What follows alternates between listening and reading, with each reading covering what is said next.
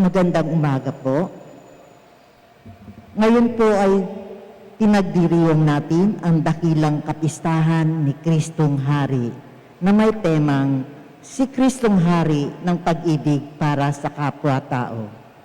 Tayo ay nagdiriwang ng dakilang kapistahan ni Kristong Hari ng sanlibutan.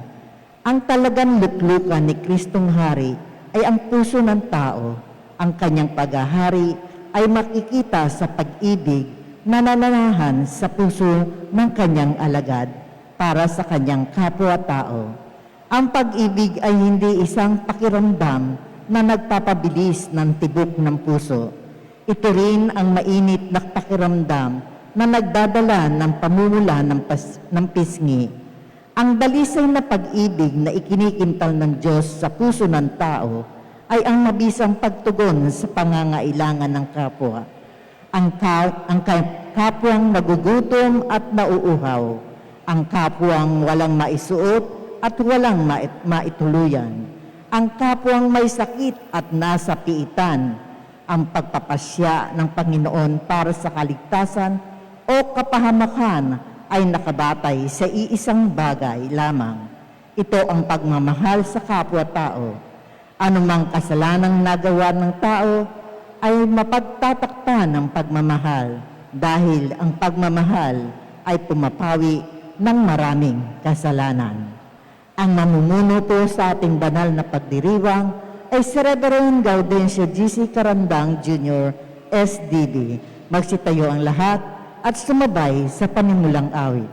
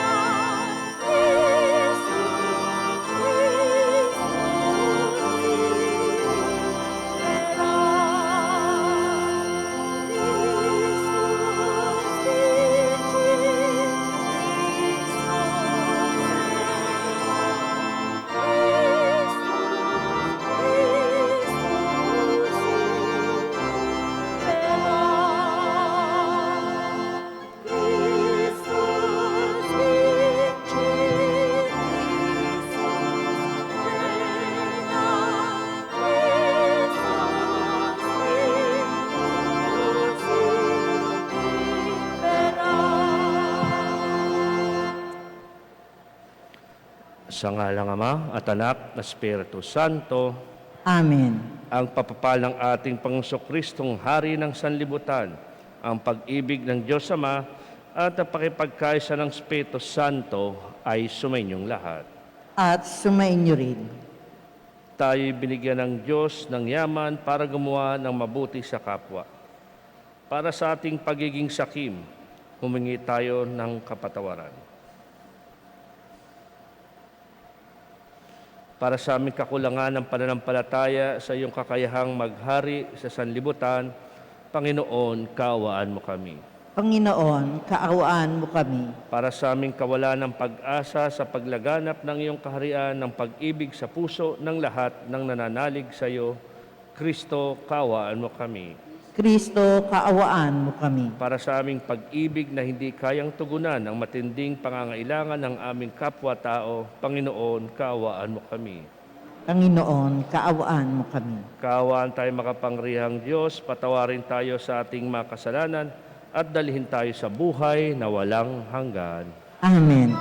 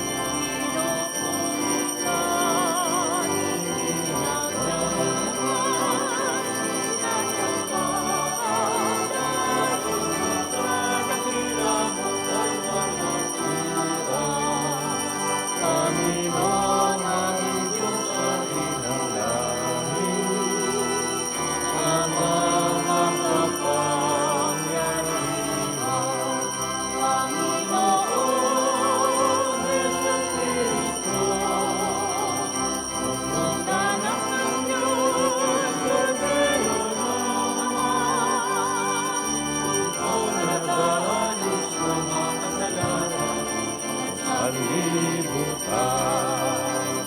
Sa dating mo, aming kaibigan, ikaw na nalulunod sa pananaman. Maawa ka sa amin, ikaw na lang ang mga Panginoon. Sa Kristo, kasama ng Espiritu, sa luwalhati ng Ama. Amen. Amen.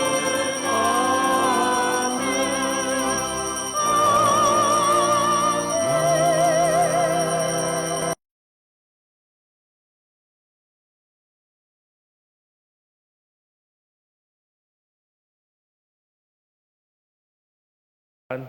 Niloob mong pag-isahin ang tanan, itulot mo ang talang kinapal na pinalaya sa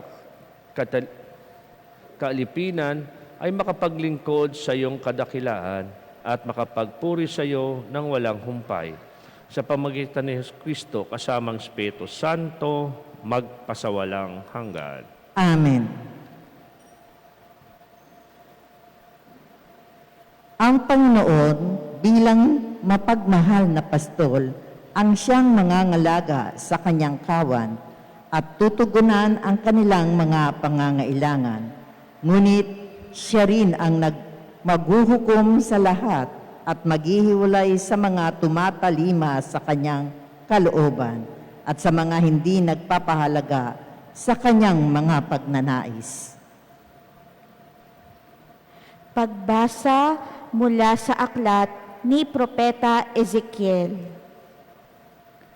Ito ang ipinasasabi ng Panginoong Diyos. Ako mismo ang maghahanap at mag-aalaga sa aking mga tupa. Kung paanong hinahanap ng pastol ang tupa niyang nawawala, gayon ko hahanapin ang aking tupa. Kukunin ko sila saan man sila itinapon noong panahon ng kanilang kasamaan. Ako mismo ang magpapastol sa kanila at hahanap ng kanilang pahingahan. Hahanapin ko ang nawawala, ibabalik ang nalalayo, hihilutin ang napilay, palalakasin ang mahihina, at babantayan ang malulusog at malalakas. Ibibigay ko sa kanila ang kailangan nilang pagkain. Sa inyo, aking kawan, ito ang sinasabi ko na inyong Diyos at Panginoon. Ako ang magiging hukom ninyo. Pagbubukurin ko ang mabubutit masama, ang mga tupa at ang mga kambing. Ang salita ng Diyos. Salamat sa Diyos.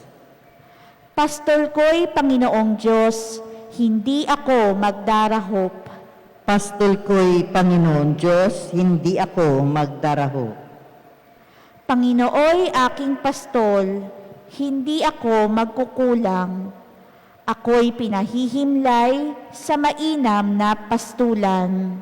Pastol ko'y Panginoon Diyos, hindi ako magdaraho. At inaakay niya ako sa tahimik na batisan.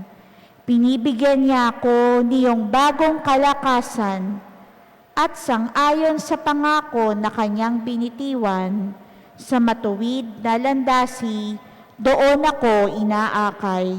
Pastol ko'y Panginoon Diyos, hindi ako magdaraho.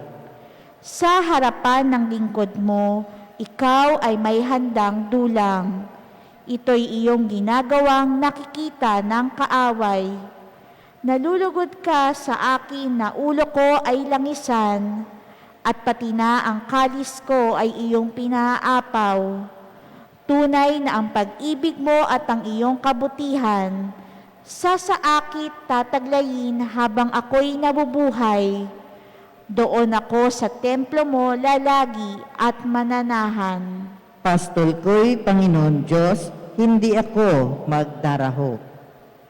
Ang kamatayan ni Jesus sa krus ang nagpatunay ng kanyang dakilang pag-ibig. Subalit, ang kanyang pag-ibig din ang gagapi sa kamatayan at magtatanghal sa kanya bilang hari ng sanlibutan. Mapasama nawa tayo sa mga pinag-aharian ni Kristo. Pagbasa mula sa unang sulat ni Apostol San Pablo sa mga taga-Korinto. Mga kapatid, si Kristo'y muling binuhay bilang katibayan na muling bubuhayin ang mga patay. Kung paanong dumating ang kamatayan sa pamamagitan ng isang tao, gayon din naman dumating din ang muling pagkabuhay sa pamamagitan ng isang tao. Sapagkat kung paanong mamamatay ang lahat dahil sa kanilang kaugnayan kay Adan, gayon din naman mabubuhay ang lahat dahil sa kanilang kaugnayan kay Kristo. Ngunit ang bawat isa'y sa kanya-kanyang takdang panahon. Si Kristo ang pinakauna sa lahat. Pagkatapos, ang mga kay Kristo sa panahon ng pagparito niya. At darating ang wakas, pagkatapos malupig ni Kristo ang lahat ng kaharian, pamahalaan at kapangyarihan. At ibibigay niya sa Diyos at Ama ang paghahari, sapagkat si Kristo'y dapat maghari hanggang sa malupig niya at lubusang mapasuko ang kanyang mga kaaway. Ang kahuli-hulihang kaaway na kanyang pasusukuin ay ang kamatayan. At kapag ang lahat ay nasa ilalim na ng kapangyarihan ni Kristo, ang anak naman ang paiilalim sa kapangyarihan ng Diyos na naglagay ng lahat ng bagay sa ilalim ng kapangyarihan niya. Sa gayon, lubusang maghahari ang Diyos sa kalahat-lahatan. Ang salita ng Diyos. Salamat sa Diyos. Magbigay galang tayo sa mabuting balita.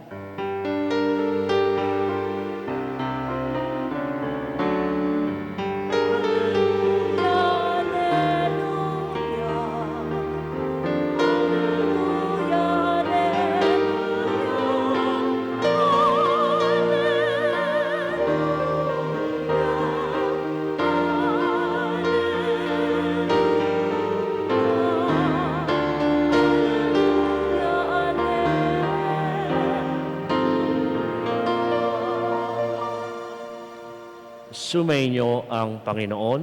At sumainyo rin. Ang mabuting balita ng Panginoon ayon kay San Mateo. Papuri sa iyo, Panginoon.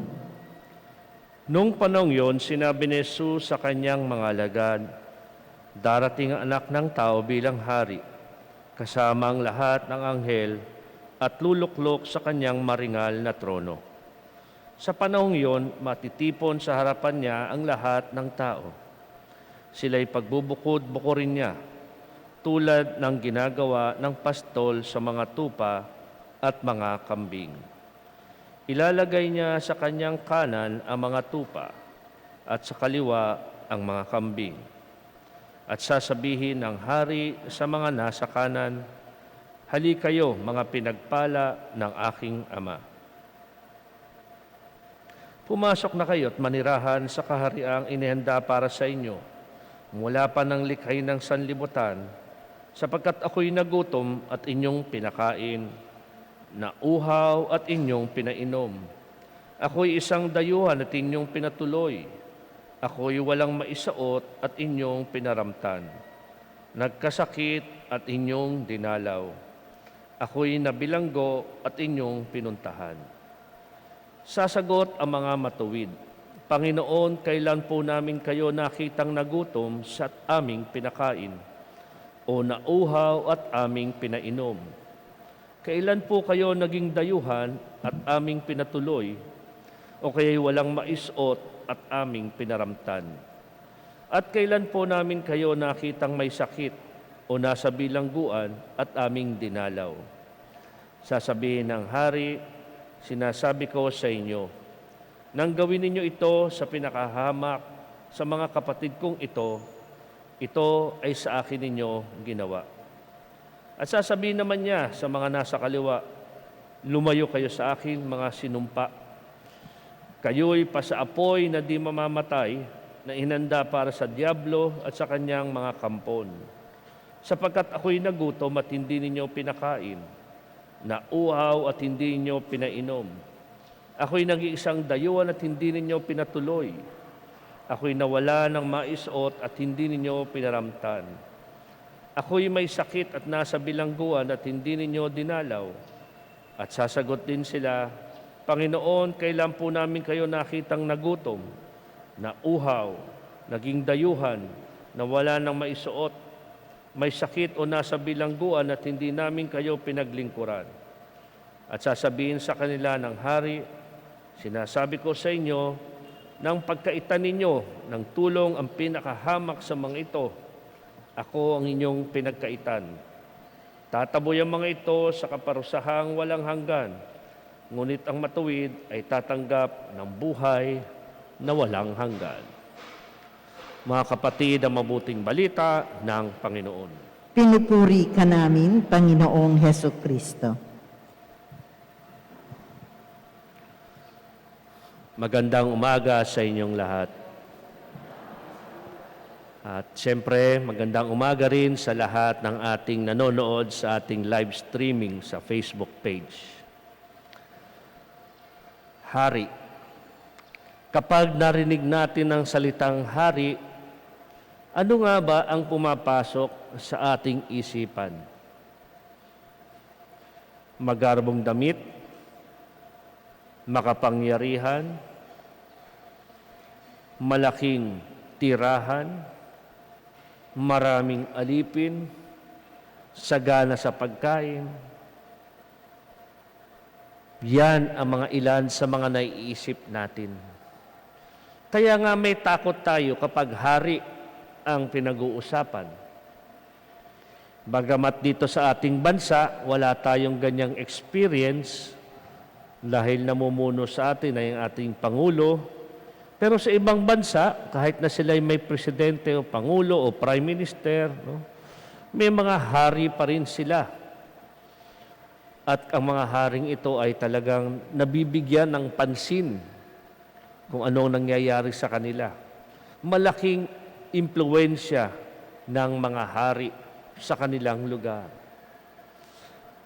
Kaya nga ngayon, kapag narinig mo na si Jesus ay ang hari, yan nga nakalagay dyan sa ating tarpaulin, Christ the King.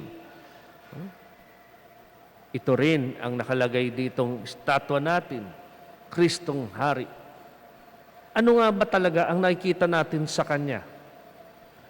Kinakatakutan ba natin siya? Panghuhusga ba? O ano? Ano ang mga bagay-bagay na pumapasok sa isip natin kapag naisip natin si Kristong Hari? Katumbas ng mga naiisip natin na mga bagay-bagay patungkol sa mga hari dito sa lupa. Parehas ba sila? May pagkakaiba? Ano? Ngayong araw na ito, tayong lahat ay pinagninilay para isipin kung ano nga ba ang ating relasyon sa ating hari na si Kristo.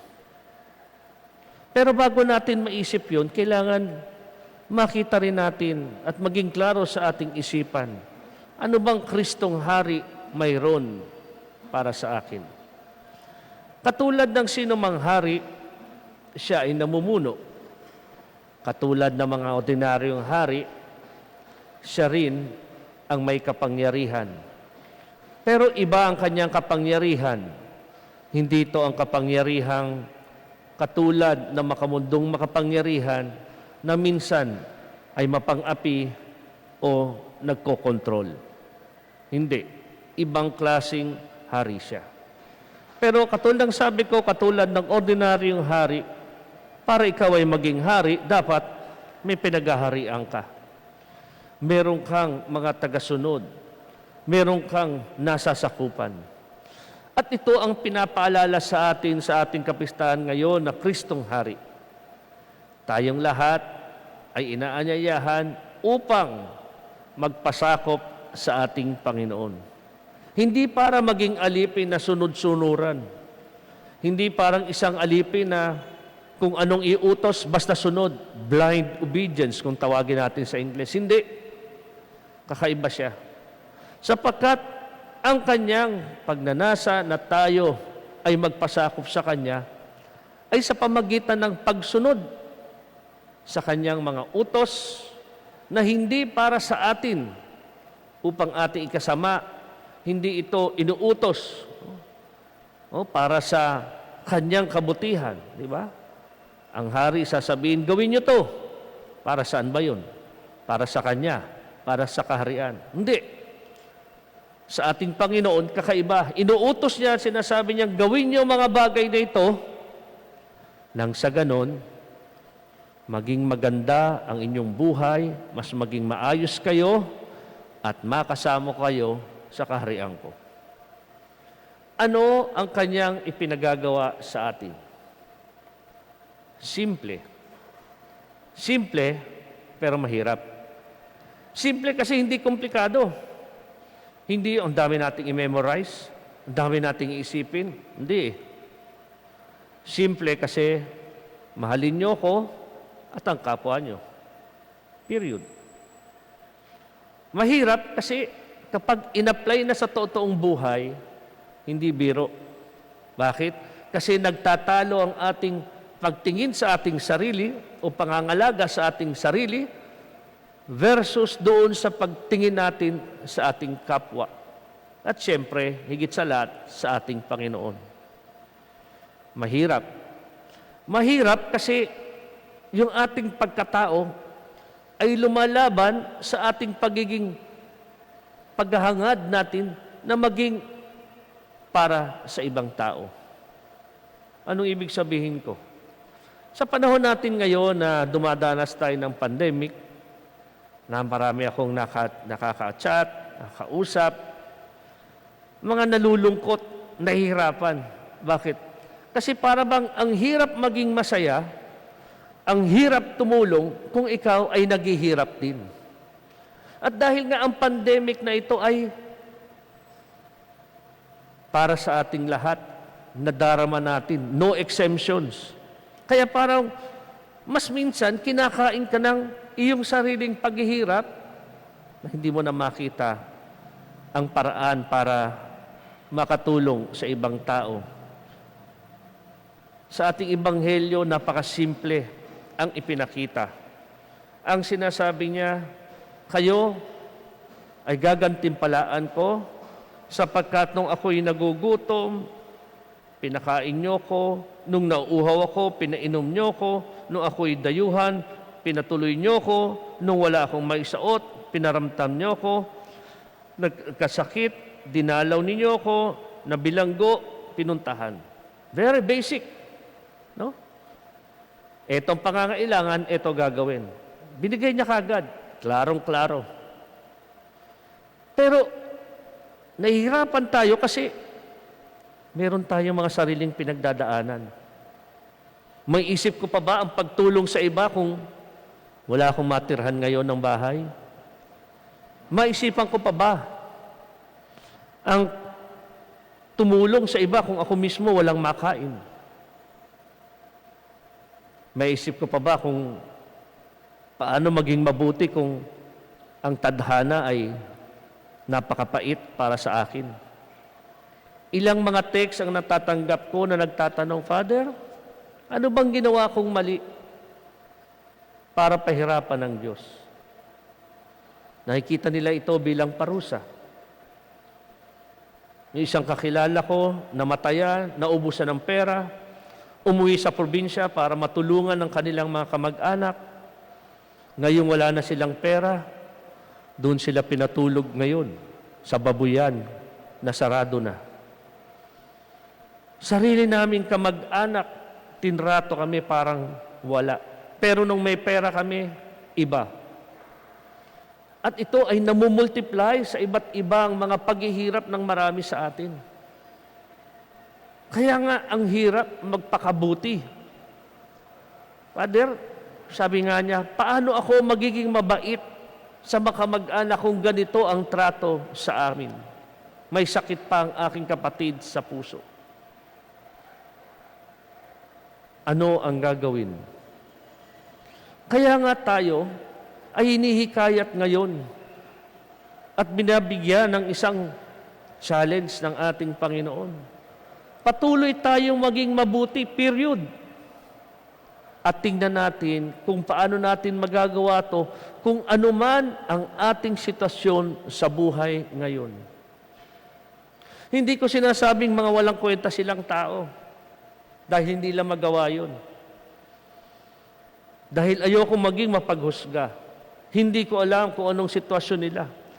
Mahirap para sa atin na intindihin yon kasi wala tayo doon. Pero pag binabasa ko ang kanilang mga text, narinig ko ang kanilang mga hinaing sa buhay. Minsan sinasabi ko na lang, huwag ka na lang magtanong kasi ang hirap sagutin ng mga tanong mo. Para bang walang sagot? Bakit, Father? Bakit? Bakit? Bakit? Sa panahon ngayon, ang daming mga taong nahihirapan. Naghihirap at patuloy nahihirapan. Dahil sa mga taong kasama nila, at alam na rin natin dahil sa mga sakunang ating pinagdaanan. Kaya nga tayong naririto, ay dapat mas maging bukas ang ating isipan, ang ating puso. Sa ating unang pagbasa, narinig natin sa aklat ni Propeta Ezekiel kung saan pinasasabi ng Panginoon, ako mismo ang naghahanap at mag-aalaga sa aking mga tupa. Kung gusto nating sumunod sa ating Panginoon, kung gusto nating makasama sa kaharian niya, at kung gusto natin siyang tanawin bilang Kristong Hari, kinakailangan nating maging tupa na mabait, na sumusunod kung ano ang gusto ng pastol dahil mas alam niya ang mas mabuti. Sa panahon ngayon, kinakailangan nating magdasal ng taimtim para nakakakilos tayo ng sang-ayon sa buhay natin. Nang nakakakilos tayo bilang tunay na tagasunod ng ating Panginoon. Sapagkat maraming mga tao, kahit mga mababait, mga alam kong naglilingkod sa Diyos, nagkaka-crisis na rin dahil sa pinagdadaanan nila ngayon. Nawawala ang kanilang pananampalataya. Nagtatanong, minsan wala nang sagot. Minsan nakakapagod na magbasa ng puro hinaing sa buhay. Pero wala silang masabihan. Walang nakikinig. Walang nagbibigay ng pansin sa kanila. At tayo, ito ang hamon sa ating lahat. Tayo na wala tayong mas matinding pinagdadaanan, magbigay tayo ng konting oras para sa kanila. Sa anumang paraan, magbigay ng pinansyal na tulong kahit na magkanong kaya natin. Pakinggan ang mga may problema. Magpakain kahit sa isa, dalawa na taong kilala nating naghihirap at nagugutom. Meron tayong kinakailangang gawin. Yan ang sinasabi sa atin ng ating mga pagbasa at pagdiriwang. Kaya nga ang tema natin ngayon, si Kristong Hari ng pag-ibig para sa kapwa-tao. Gusto natin siyang maghari ng tuluyan, huwag natin kalimutan ang pagtulong sa kapwa. Kaya nga kayo na nandito ngayon, na nagsisimba, paglabas nyo ng simbahan, makikita nyo sa ating football field, daming tao, may traktorang nagbubungkal sa football field, may mga nagde-decorate sapagkat sa umagang ito, magkakaroon tayo ng signing ng MOU, Memorandum of Understanding, kasama ang Department of Agrarian Reform, Department of Agriculture, at ang Don Bosco. Anong ginawa natin? Itong ating football field, nakatiwangwang ng ilang buwan, hindi napapakinabangan dahil bawal maglaro, bawal magpunta mga tao para sa gathering. Naisipan namin, i-offer muna ito sa sinong gustong magtanim, bungkalin at alagaan. At maswerte tayong nakakuha tayo ng partner sa Department of Agrarian Reform. Kaya habang siya'y nakatiwangwang, habang hindi ginagamit, pwede naming sabihin, huwag niyong galawin, property namin yan. Pero alam naman natin dito sa Tondo, sa atin, ang daming nagugutom, walang makain. Kung saan-saan tayo bumibili ng mga gulay, nahihirapan tayo. Dito, meron na tayo. Tulong. Sa mga taong bumabatikos na nagsasabing, Father, bakit nyo binigay na sa gobyerno yan? Bakit nyo pinagamit ng yan? Excuse me. Hindi tayo nagpapagamit. Tumutulong tayo. Tumutulong tayo sa pangangailangan ng ating parokya, ng ating mga kababayan. Ito'y panandalian lamang habang hindi ginagamit. Sinigurado namin yan sa usapan. Hindi ito magiging forever. Pero kesa nakatiwangwang at hindi nagagamit, habang may nagugutom na mga tao sa paligid natin, gamitin natin ito ng matamnan ng gulay para meron tayong mahain sa mga tao. Ang matetrain dito ay taga rito rin sa atin. Ito ang sinasabi ko sa inyo. Ito ang isang bagay na pinag-isipan ng mga pari para mas lalo kaming makatulong. Alam natin, problema sa parking dito sa atin. Maraming tinoto, walang lugar. Sige, pinagamit muna ang football field, yung ibang open spaces habang walang pasok sa school. Paparadahan para makatulong. Hindi ko sinasabi ito para purihin nyo kami. Sinasabi ko ito para sabihin sa ating lahat, mag-isip kayo ng kung anumang pwede nating gawin sa ating kapwa. Sapagkat alam natin ang sinasabi sa atin ng Ebanghelyo. Kayong mga gagawa ng mabuti, welcome sa kaharian ko. At kayo na hindi kikilos ng anuman para sa kapwa mo, siya na mismo nagsabi, itataboy ang mga ito sa kaparusang walang hanggan. Ngunit ang mga matuwid ay tatanggap ng buhay na walang hanggan. Gusto mo bang matanggap ang buhay na walang hanggang pinangako sa atin ng Panginoon? Kung sagot mo, oo, pues, huwag kang manatiling nakaupo.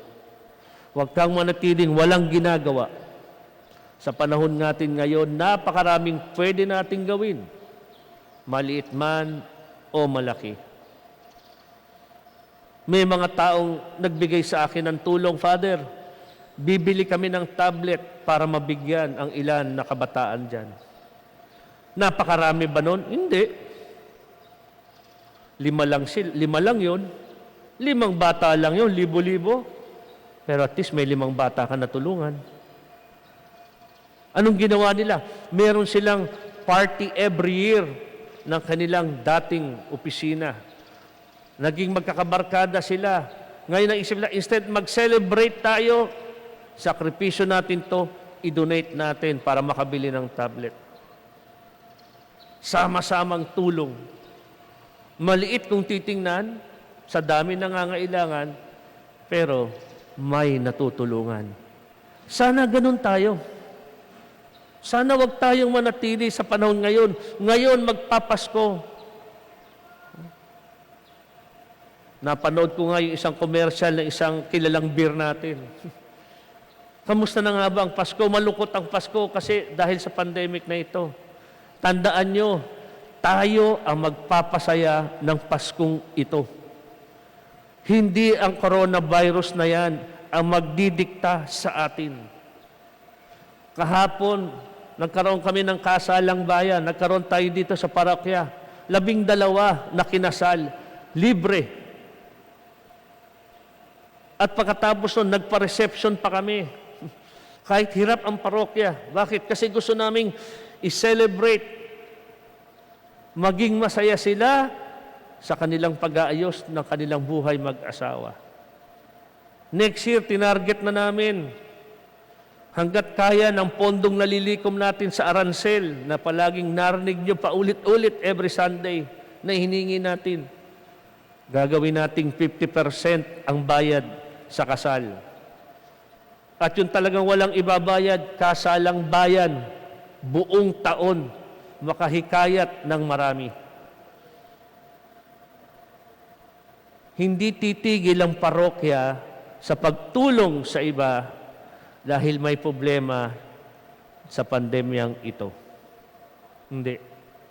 Kulang pa rin ang pondo, oo naman. Magsisimula na ang simbang gabi. Marami bang magsisimba? Marami bang magbibigay? Ewan. Wala yun sa kontrol namin. Kaya papansin nyo, ngayon pa lang, nagbebenta na tayo ng parol ng gantong kaaga. Kaya kayong mga nakikinig na taga-parokya, kayong nandito sa simbahan, suportahan nyo ang ating maliit na gawain, no? Para sa ating parol na ide-decorate natin. Gantong kaaga. Bakit? Kasi hindi natin alam kung ilan ang kukuha. Hindi natin alam kung ganong karami ang makapagsisimba sa simbang gabi. Mahirap. Pero tandaan nyo, hindi ang COVID ang pipigil sa atin para maging masaya at maging mabuting tao. Yan ang hamon sa atin. Hindi sinasabi sa ating ebanghelyo, excuse me, this year exempted. Pwede munang hindi mabuting tao kasi may matinding problema. Hindi. Ang sinasabi ng Diyos, tuloy-tuloy yan. Kahit na anong sitwasyon mong meron ka, ituloy natin ang pagiging mabuting tao. Hindi madali, oo naman. Pero kakayanin kung tayo'y magtutulungan. Kaya sana sa pagpapatuloy ng ating misa, patuloy tayong mag-isip para tayo makagawa ng mabuti. Sa pagpatuloy ng ating misa ngayon, magdasal tayo ng taimtim nang tayo'y matulungan ng Diyos para tuluyang maging mabuti kahit nahihirapan. Ulitin ko lang, tayo ang gagawa ng paraan para tayo maging masaya at hindi ang COVID na magkokontrol sa atin. Sumasampalataya ako Sa Diyos abang makapangyarihan sa lahat, na may gawa ng langit at lupa. Sumasampalataya ako kay Jesucristong iisang anak ng Diyos, Panginoon nating lahat. Nagkatawang tao siya lalang ng Espiritu Santo, ipinanganak ni Santa Mariang Birhen, pinagpakasakit ni Poncio Pilato, ipinako sa krus, namatay, inilibing, nanawag sa kinaroroonan ng mga yumao, nang may katong araw nabuhay namang muli, umakyat sa langit, naluklok sa kanan ng Diyos amang makapangyarihan sa lahat. Doon magmumulang paririto at hukom sa nangabubuhay at nangamatay na tao.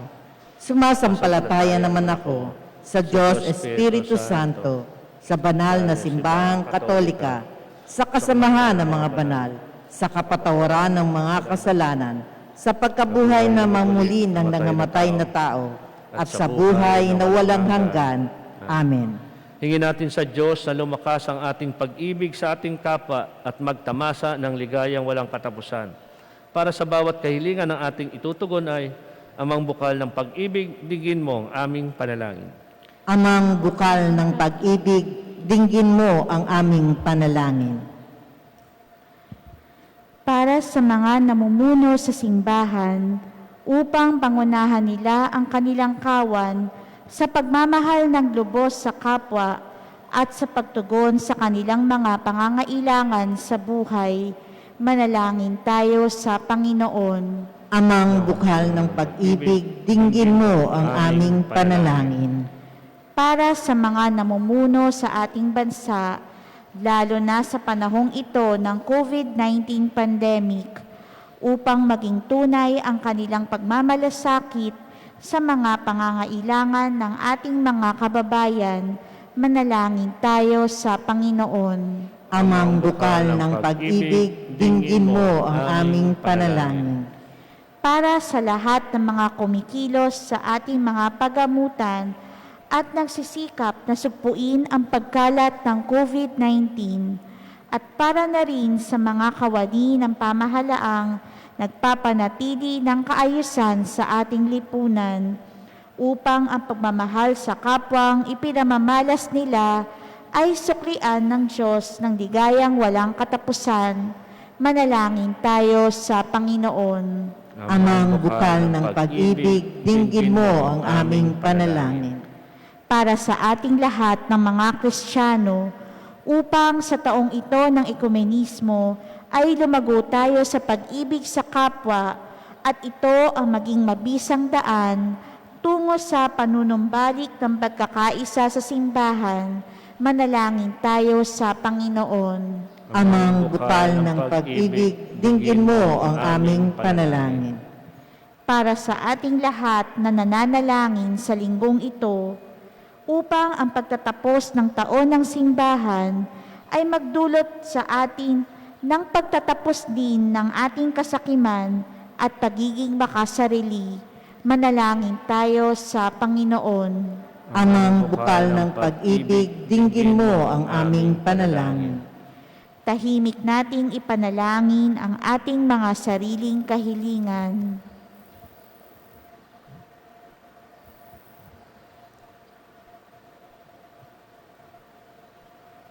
Manalangin tayo. Amang bukal ng pag-ibig, dinggin mo ang aming panalangin. Manay mapagmahal, isugo mo sa amin ang Espiritong pag-ibig upang ang aming mga puso ay tunay na pagharian ng iyong bugtong na anak na nag-alay ng buhay upang tugunan ang aming matinding pangangailangan at siyang malwalahating nagahari sa sanlibutan, si Kristong aming Panginoon. Amen.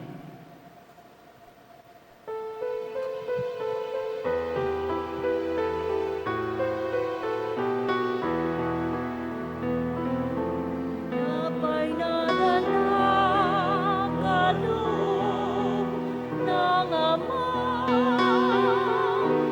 bunga ng gawa at sinulang mo na, ipinagdarasan ng kapit masmasama, biyaya mong bigay gawin mo katawan, anak na dalang kaloob ng Ama, ang bunga ng gawa sa sama ng ipinagdarasan ng kapit masmasan, magiging sa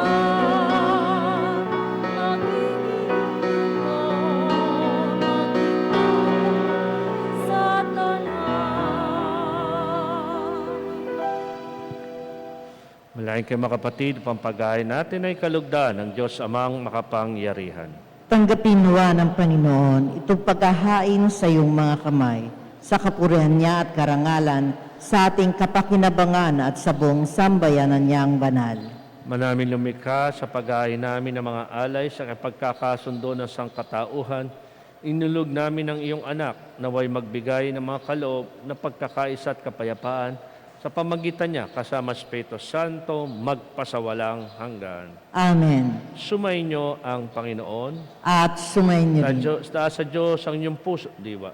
Itinaas na namin sa Panginoon. Salamatan natin ang Panginoong ating Diyos. Marapat na siya ay pasalamatan. Manay makapangyarihan tunay marapat na ikaw ay aming pasalamatan. Hinirang mong tagapaghain ng tanan ng iyong anak na Panginoon ng sanlibutan. Pinadaloy mo sa Kanya ang langis ng kasiyahan, tanda ng pagdiriwan mong pagmapakailanman. Sa pag-aaying ginampanan niya sa krus, siya ang dalisay na tagapagbuklod. Siya ang gumanap sa aming pagkatubos, siya ang sumakop sa sansinukob. Ang kanyang paghaharing lagi sa lahat ay siyang lubusang naglalahad ng iyong kadakilaang matapos upang buhay mo'y sa lahat maigawad. Sa paghahari niya, lahat ay pinagatian sa iyong kagandahang loob at kabanalan, sa iyong dangal at kapayapaan. Kaya kaysa ng mga nagsisiyawit ng papusumpay sa kalangitan, kami nagbubunyi sa iyong kadakilaan.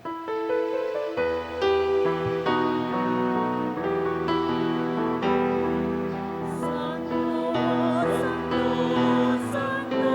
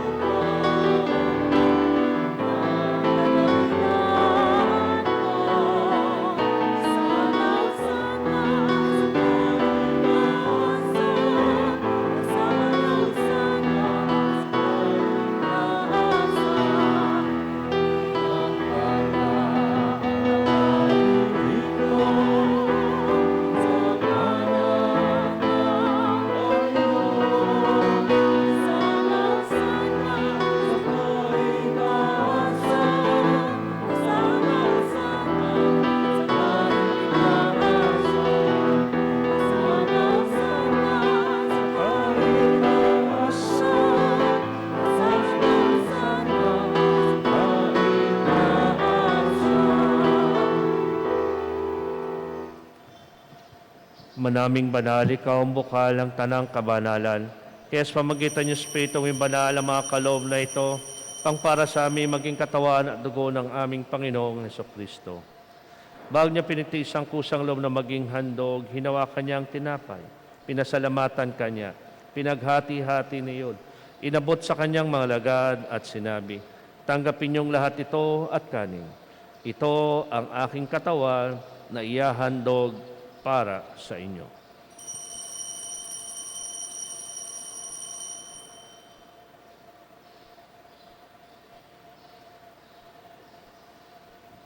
Gayun din naman matapos ang hapunan, hinawakan niya ang kalis, muli kanyang pinasalamatan.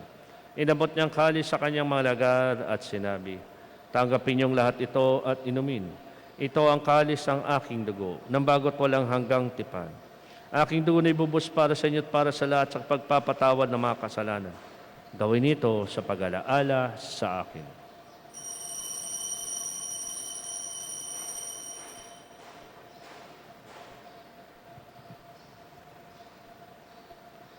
Pagmunyi natin misteryo ng pananampalataya.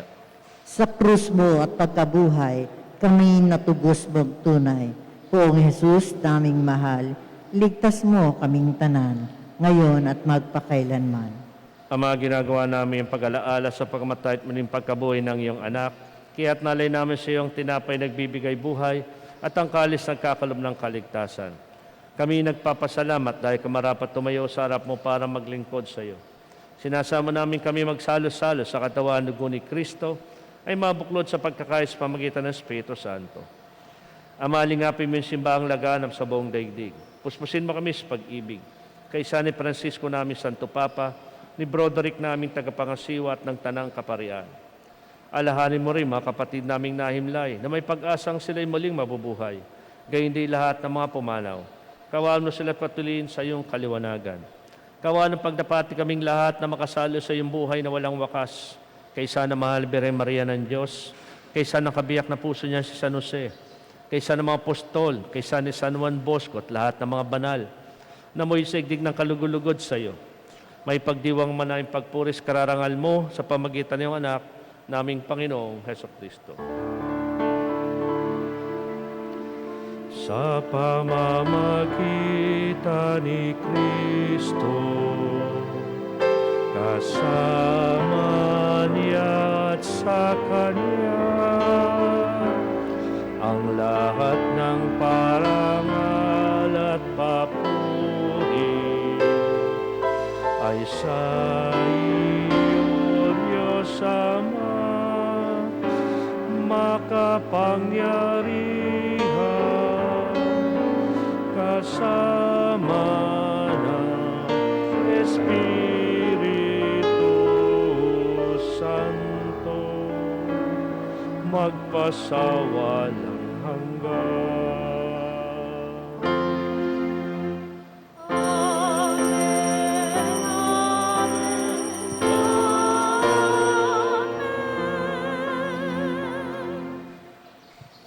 Sa tuwing nagaling na utos sa turo ni Jesus sa Panginoon natin Diyos, payag natin ng lakas loob.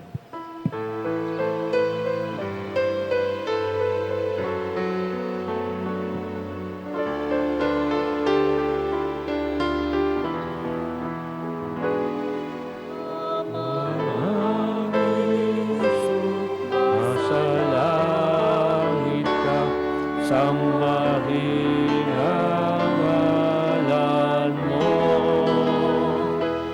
Mapasahalin ang kaharian mo. Sundin ang loob mo. Dito sa lupa, para ng sa langit.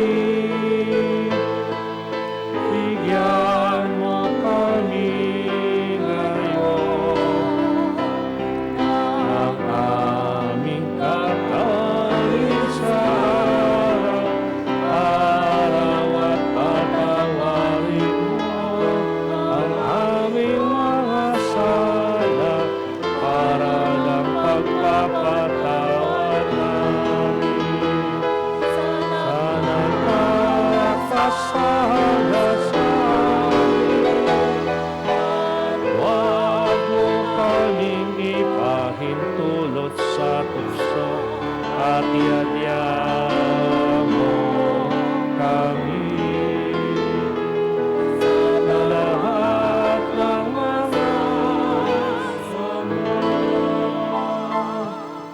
Hiling namin kami diya sa lahat masama, pagkalooban ng kapayapaan araw-araw, iligtas sa kasalat iyo sa lahat ng pamakan, samantalang aming pinanabikan ng dakilang araw papapahayag ng tagapagligtas naming sa Jesucristo.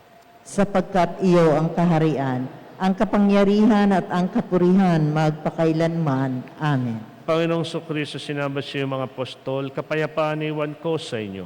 Aking kapayapaan ay binibigay ko sa inyo. Tungyan mo ang aming panapatwag aming mga pagkakasala. Pagkalooban mo kami na kapayapa at pagkakaisa yun sa iyong kalooban, kasama ng Espiritu Santo, magpasawalang hanggan. Amen. Ang kapayapaan ng Panginoon ay laging sumainyo. At sumainyo rin. Magbigayan kayo ng kapayapaan sa isa't isa. Kordero ng Diyos na nag-aalis ng mga kasalanan ng sanlibutan, maawa ka sa amin. Kordero ng Diyos na nag-aalis ng mga kasalanan ng sanlibutan, maawa ka sa amin. Kordero ng Diyos na nag-aalis ng mga kasalanan ng sanlibutan, ipagkaloob mo sa amin ang kapayapaan. Tong Kordero ng Diyos na nag-aalis ng mga kasalanan ng sanlibutan, mapalad tayong nanyahan sa kanyang piging.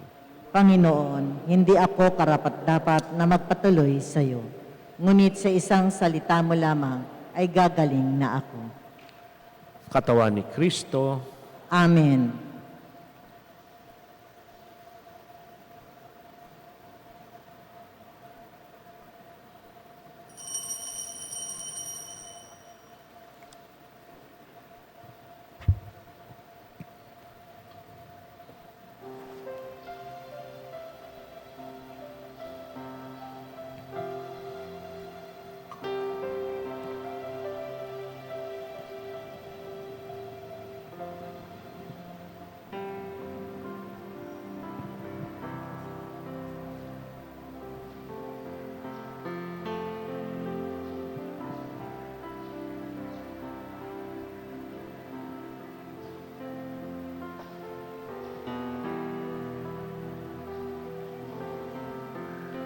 Para sa mga nanonood sa kanilang mga tahanan, ating dasalin ang espiritual na komunyon. Mahal kong Jesus, nananampalataya akong ikaw ay nasa kabanal-banalang sakramento. Minamahal kita sa lahat at nagdanais akong tanggapin ka sa aking kaluluwa. Bagamat hindi kita matatanggap bilang isang sakramento sa ngayon, Naway bumisita at manatili ka sa aking puso. Niyayakap ko ang iyong presensya at nakikipagkaisa ang buong pagkatao ko sa iyo. Huwag mo sanang hayaang mawaglit ako sa iyong piling. Amen.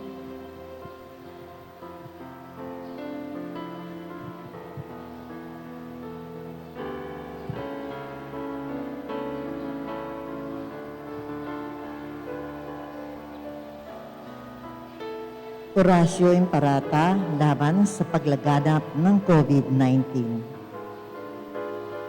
Makapangyarihan at mapagmahal na Ama, nagsusumamo kami sa iyo upang hilingin ang iyong patnubay laban sa COVID-19 na nagpahirap sa marami at kumitil na ng mga buhay. Gabayan mo ang mga dalubhasang naatasan na tubuklas ng mga lunas at paraan upang ihinto ang mga paglaganap nito. Patnubayan mo ang mga lumilingap sa may sakit upang ang kanilang pagkalinga ay malaki pa ng mga husay at malasakit. Itinataas namin ang mga nagdurusa, makamtanawa nila ang mabuting kalusugan. Lingapin mo rin ang mga kumakalinga sa kanila. Pagkamtin mo ng kapayapaang walang hanggan ang mga pumanaw na. Pagkalooban mo kami ng biyaya na magtulong-tulong tungo sa ikabubuti ng lahat.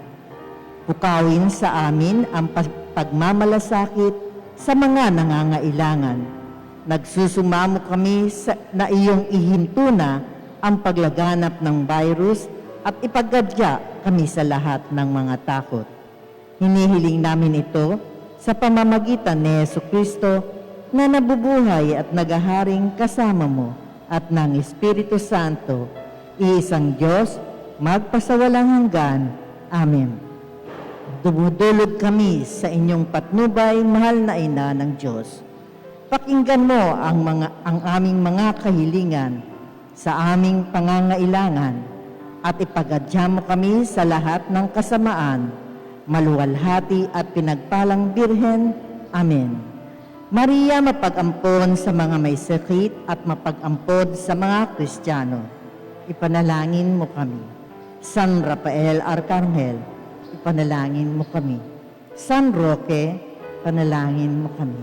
San Lorenzo Ruiz, ipanalangin mo kami. San Pedro Calungsod, panalangin mo kami. Magsiupo para sa ilang katalastas.